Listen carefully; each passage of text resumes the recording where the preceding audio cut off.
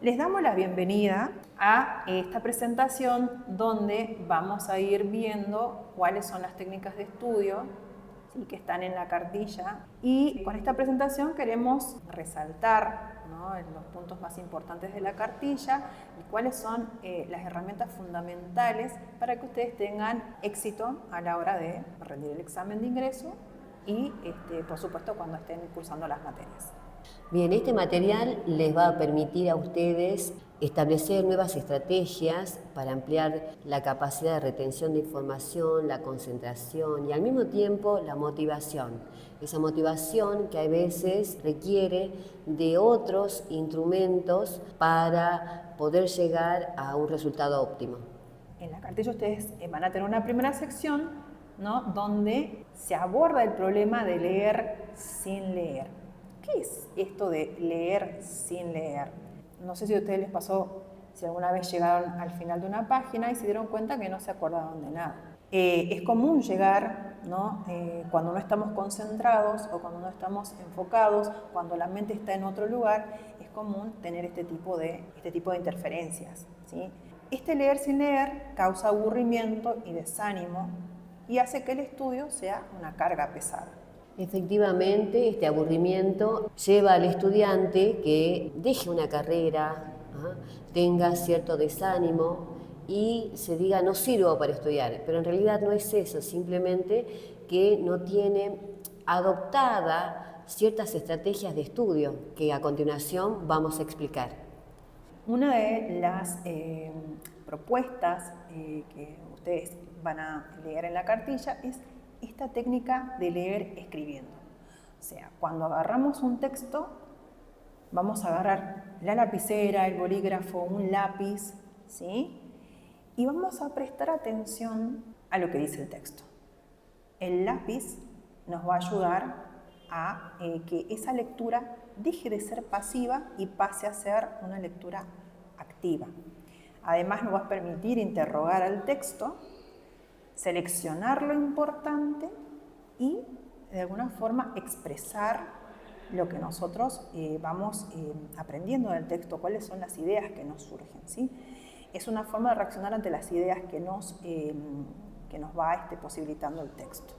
Esta es una metodología que usamos para nuestro favor en distintos tipos de memoria, ¿sí?, porque no todos leemos de la misma manera. Algunos tienen que leer en voz alta, ¿sí?, algunos tienen que, aparte de la lectura en voz alta, también emplear lo escrito, ¿sí?, o bien con imágenes. Entonces esto va a posibilitar a una lectura con atención y no que sea una simple lectura de leer por leer. El primer paso es hacer una lectura global, ¿sí?, esto que se llama prelectura, es la visión de conjunto. No es de agarrar el libro y empezar a leer a ciegas. Lo que tenemos que ver es cómo está estructurado el texto, ¿sí? Esta técnica se llama justamente, como dice en esta diapositiva, escanear la estructura antes de profundizar. Vamos a ver en cuántas partes está dividido el texto, ¿sí?, cuáles son los títulos y subtítulos, si tiene el índice, si tiene algún resumen, qué figuras aparecen. En realidad, lo que estamos haciendo acá es una prelectura, para luego sí ingresar a una lectura atenta. Esa prelectura es necesaria porque nos va a dar pie a una lectura concentrada y al mismo tiempo ir profundizando y empleando estrategias de lectura, tales como el subrayado, el empleo del diccionario de las palabras que yo no comprendo. También, al mismo tiempo, hacer esquemas que cada uno lo va a entender de acuerdo a su lectura, e ir ensayando un discurso que es propio de esta lectura ya con cierto nivel, con cierta atención. El segundo paso nos va a llevar a una lectura crítica y comprensiva. Y tenemos que pensar en esta frase, ¿no es cierto?, que dice: pensar es relacionar. La lectura crítica implica identificar lo que dice obviamente el texto de forma literal, pero también implica comprender qué es lo que dice el texto. En este comprender, cuando hacemos referencia a este comprender, hacemos hincapié en interpretar a partir de nuestros conocimientos previos.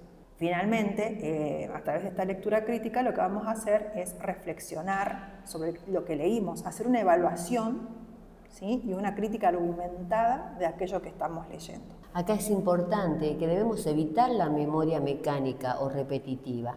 La memoria comprensiva establece asociaciones lógicas entre lo que ya sabemos y el conocimiento nuevo. Pensar es relacionar conceptos, datos e información. Ahora vamos a pasar a las técnicas propiamente dichas, ¿sí? Uno de los primeros filtros que hacemos a la hora de buscar las ideas clave, las ideas principales en un texto, es la técnica del subrayado. ¿Cuál es la regla de oro? Nunca subrayes en la primera lectura.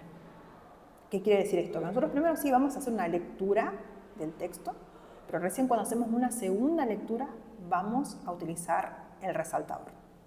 ¿Qué es lo que vamos a resaltar? Datos, fechas, tecnicismos. ¿Por qué? Porque la atención funciona por contraste. Si tenemos todo el texto resaltado, equivale a nada. Tenemos que seleccionar cuáles son aquellas oraciones, cuáles son aquellas palabras, cuáles son aquellas secciones del texto que realmente reflejan las ideas centrales de lo que estamos leyendo. El objetivo es que las palabras subrayadas tengan sentido por sí mismas. Acá cuando hacemos esta técnica de subrayado lo que estamos haciendo es filtrar cuál es la idea importante. De tal manera diríamos que estamos haciendo una lectura crítica que se realiza en 3 dimensiones. Primero, como habíamos dicho, identificar lo literal, es decir, lo que está escrito y la idea fundamental que refiere ese párrafo. No es todo el párrafo, volvemos a recalcar esto, no es todo el párrafo. O bien en toda la página recalcar una idea que englobe todo el párrafo. Acá es importante también hacer hincapié que no conviene estudiar con subrayados ajenos. ¿Por qué? Porque el subrayado es muy personal, depende de lo que uno quiere fijar, muy distinto a la del otro sujeto que es lector, ¿sí? Y puede ocultarle lo importante o marcar cosas que para uno no lo son. Bien, otra técnica que está presente en la cartilla es la técnica de las anotaciones marginales. Esta es una forma de dialogar con el autor y se relaciona mucho con la idea de síntesis. Por eso esta estrategia, esta técnica de estudio se utiliza después de haber realizado una primera lectura del texto. Después tenemos una segunda lectura en la cual utilizamos la técnica del resaltado y después vamos a hacer esto que el texto llama síntesis y que lo diferencia de un resumen. Con las anotaciones marginales vamos a poder poner como por ejemplo aparece en esta diapositiva un signo de interrogación cuando hay un párrafo que nos resulta confuso, una idea que no llegamos a comprender del todo o que necesitamos consultar. También podemos utilizar algunos símbolos o en este caso poner ojo, ¿sí?, cuando vemos que hay un punto clave, ¿sí?, o que hay un concepto que es importante para tenerlo en cuenta en el examen. Además, podemos utilizar palabras clave, ¿sí?, en las notas marginales para poder entender mejor o resumir o tener como una idea más acabada de lo que dice el texto. Volvemos a repetir, en la síntesis no hace falta utilizar las palabras tal cual están escritas en el texto, sino podemos utilizar palabras propias. Y bueno, a la vez también podemos poner referencias cruzadas. Al hacer esta nota marginal, lo que permite es dialogar con el texto. Y en ese diálogo uno está haciendo una lectura comprensiva, que es lo que nosotros queremos colaborar en cierta forma con las diferentes estrategias de estudio. Bueno, para que quede más claro, porque creo que no quedó muy claro lo de referencias cruzadas, es traer dentro de los conocimientos previos, ¿no es cierto?, aquellos autores que ya leímos, traemos la mirada de diferentes autores, si es que conocemos, y si no, bueno, a partir de nuestro conocimiento sobre la materia. Otra técnica es la escucha activa que realizamos, bueno, en este caso sería a través o a partir de la lectura, ¿sí?, y que consiste en destacar mediante líneas o signos las palabras con máximo contenido de la idea principal. En el caso de la lectura, no conviene, como ya dijimos anteriormente, subrayar libros ajenos ni estudiar de libros ya subrayados, porque se trata de una tarea estrictamente personal. Nuestra mirada del texto siempre va a ser diferente a la de otra persona. Además, se recalca que la prolijidad pasa a ser secundaria. Sí son importantes la estructura y la claridad. Mostramos acá los dos ejemplos, ¿no? El taquígrafo es aquella persona que intenta escribir todo, copiar mecánicamente todo lo que dice el texto, y ahí es cuando se pierde el hilo del tema. En cambio, el analista, cuando toma apuntes, hace una selección de una escucha, abrevia, es decir, pone en manifiesto la escucha activa. Va captando, en este caso, cuando realiza la lectura, va captando la idea principal, y en el caso de una clase va captando el hilo del docente, lo que quiere comunicar. Y al mismo tiempo se va produciendo el proceso de selección, es decir, va seleccionando qué idea va a anotar a través de una idea clave, como había dicho, ¿sí? A través de signos. Ahora vamos a otra sección que, bueno, la mencionamos ya anteriormente, que es esta diferencia entre resumen y síntesis. Vamos a decir que el resumen es un texto más bien objetivo. ¿Por qué es objetivo? ¿Por qué decimos que es objetivo? Porque mantiene el orden original, usa el vocabulario del autor. Si bien consiste en reducir el tamaño, mantener la estructura del texto que estamos leyendo, se respeta el orden, el esquema con el cual está presentado el texto que estamos leyendo, y usamos el vocabulario específico del autor que estamos leyendo. En cambio, la síntesis es subjetiva, tiene en cuenta el punto de vista del lector y el contenido o los conocimientos previos que tenga en su haber. Es decir, va a tener un orden propio, por eso es necesario que la síntesis quizás la otra persona no la interprete como uno la interpreta. El vocabulario y el estilo es justamente propio al lector, y al mismo tiempo va realizando, a medida que realiza la síntesis, una conclusión personal. Otra sección que nos resulta importante que tengan en cuenta es cómo hacer un buen resumen. Y hay una regla de oro. Hay que respetar el hilo conductor del autor. Por empezar, transcribir las ideas principales, respetar la puntuación y el orden, eliminar anécdotas y ejemplos secundarios y usar conectores para unir las frases esenciales. Aquí las anotaciones marginales son importantes para la confección del resumen. Como había hecho hincapié, en el resumen no va la interpretación crítica. Tengan en cuenta esto. Vamos entonces con la sección acerca de la síntesis. ¿Por qué decimos que la síntesis es muy importante? Porque a través de este ejercicio vamos a poder hacer una lectura profunda del texto que estamos leyendo. La exposición de un todo haciendo énfasis en sus partes importantes. Esta ya va a ser una producción propia. A diferencia del resumen, volvemos a recordar que estamos usando las palabras o el vocabulario del autor, en la síntesis nosotros vamos a poder utilizar nuestras propias palabras, ¿sí? Una técnica es, por ejemplo, luego de haber leído y subrayado, ¿sí?, lo que estamos leyendo, vamos a ponernos a prueba, ¿no? Vamos a tratar de ver si entendimos la lógica de aquello que estamos leyendo. Entonces vamos a cerrar el libro y vamos a tratar de redactar con nuestras propias palabras aquello que entendimos. Otra técnica son los organizadores visuales. El aprendizaje visual nos facilita muchísimo ordenar nuestras ideas, pero además facilita recordar esas ideas, ¿sí? Ayuda mucho a la memoria. Tenemos diferentes tipos de organizadores visuales, tenemos mapas mentales, mapas conceptuales, esquemas. Todos estos tipos de gráficos lo que permiten es justamente afianzar el conocimiento.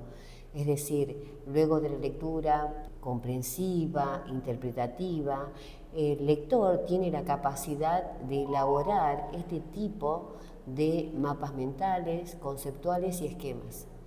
Y ahora vamos a ver las diferencias específicas. Por un lado, el mapa mental es mucho más creativo. Si bien trabajamos sobre una idea central única, esta idea central única puede tener la cantidad de ramificaciones que nosotros consideremos que son importantes. Podemos utilizar los colores que consideremos que nos sirven para poder reflejar las ideas que imparte el texto, pero además, más que nada, es una lluvia de ideas. O sea, no estamos viendo el texto siguiendo el esquema tal cual fue escrito, sino que tratamos de captar con una lluvia de ideas cuáles son esos conceptos que son importantes o están relacionados con esta idea central o este tema central al cual queremos hacer referencia. A diferencia del mapa conceptual, que es mucho más lógico, ¿sí? Ahí sí vamos a tener una estructura jerárquica, como la que les mostramos en la diapositiva, que va a estar compuesta por nodos y enlaces. Cuando vamos a unir estos nodos y enlaces, vamos a tratar de armar proposiciones lógicas, ¿sí? Y más que nada, este mapa conceptual sirve, bueno, para poder entender textos en los cuales se está haciendo referencia, se está explicando sistemas complejos. En este caso hay diferentes tipos de mapas, diferentes tipos de tanto mapas mentales como mapas conceptuales. Cabe aclarar que para realizar este tipo de esquemas, previamente se hizo una selección de información, se identificó conceptos principales, se organizó los conceptos, el estudiante en este caso elaboró un borrador. Todos estos pasos se hicieron previamente para llegar a esto, ¿sí? Al mapa mental o un mapa conceptual. Entonces, para resumir, ¿cuál es el ciclo de estudio completo? Primero está la prelectura, recordemos que es esta lectura global, tratar de ver el esquema del texto, tratar de ver el título, los subtítulos, el índice, si hay algún resumen, las figuras, las láminas, las ilustraciones. Luego de esta prelectura tenemos que hacer una lectura crítica del texto. Y recién después de haber hecho la lectura crítica del texto, podemos hacer el subrayado, por un lado, y por otro lado las notas, estas notas marginales de las cuales veníamos hablando. Una vez hecho estos tres pasos, vamos a poder llegar a los mapas, a los diferentes tipos de mapas que van a representar la síntesis, ¿sí? Y recordemos que la síntesis es el tema visto desde nuestra perspectiva y siempre tratando de argumentar o dialogar con el texto. Y finalmente, para poder tener las ideas claras a la hora de rendir un examen, ¿no? Como ya lo dijimos anteriormente, lo ideal es cerrar el libro y hacer un repaso de todo aquello que leímos. Cabe aclarar acá que todo estudiante debe crear su propio método de estudio, ¿sí? Todos somos distintos, tenemos diferentes capacidades y sobre eso tenemos que hacer hincapié. Cada uno de nosotros tenemos que buscar cuál es nuestra capacidad. Algunos tendrán una memoria auditiva, otros visuales, algunos memoria auditiva y visual, por tanto ayudarán los esquemas. Lo importante es que se den un tiempo para la lectura, ¿sí? Y justamente volvemos a recalcar, para que una lectura no sea el leer por leer, es necesario tomar un lápiz, tomar un resaltador para marcar las ideas. Y ahí ya comienza el verdadero proceso de lectura. Bueno, y acá queríamos mostrar, por ejemplo, es un buen ejemplo de cómo podemos ayudarnos, ¿no? Con lo visual. Acá les mostramos dos infografías de todos los temas que fuimos abordando en las diapositivas. Evitar el leer sin leer, ¿sí? Siempre agarrando el aviromen, un lápiz, una lapicera para anotar, preguntar y reaccionar activamente al texto. El subrayado estratégico, que consiste en utilizar diferentes colores, ¿no? Destacar ideas principales quizás con diferentes colores para jerarquizar conceptos y facilitar repasos rápidos. Además, tener en cuenta las diferentes dimensiones de la lectura crítica, ¿no? Primero está la lectura literal, después hay una lectura interpretativa, en la cual nosotros hacemos una interpretación activa de aquello que está en el texto a partir de nuestros conocimientos previos, y finalmente cuando hacemos la reflexión de todo lo leído a partir de argumentos propios. Hay una fase que es el procesamiento de la información, que es la fase 1, que es obviamente leer el texto, y después vamos a llegar a esta otra fase que es de la lectura profunda. También recordarles las diferencias entre el resumen y la síntesis. El resumen, recordemos que se respetan las palabras, el vocabulario que utiliza el autor. En cambio, en la síntesis nosotros podemos utilizar nuestro propio vocabulario y estilo. Recordar que tenemos que hacer una toma de apuntes selectiva, ¿sí? No anotar todo, sino priorizar el hilo conductor y utilizar abreviaturas o signos. En la fase 2 es cuando nosotros hacemos una reelaboración y una organización del texto leído, ¿sí? Teniendo en cuenta esto del poder de lo visual. ¿Por qué? Porque lo visual nos va a permitir recordar o hacer recordar mejor aquello que leímos. ¿Sí? Es emplear sí o sí organizadores gráficos para conectar conceptos abstractos y mejorar la retención visual. Y aquí es donde podemos utilizar mapas mentales, mapas conceptuales o bien esquemas, ¿sí? Cada uno tiene su propia característica. El mapa mental estimula la creatividad y la asociación libre de ideas. El mapa conceptual permite jerarquizar conceptos y establecer relaciones lógicas entre estos conceptos, mientras que el esquema nos permite organizar de forma visual la estructura de las ideas primarias y secundarias.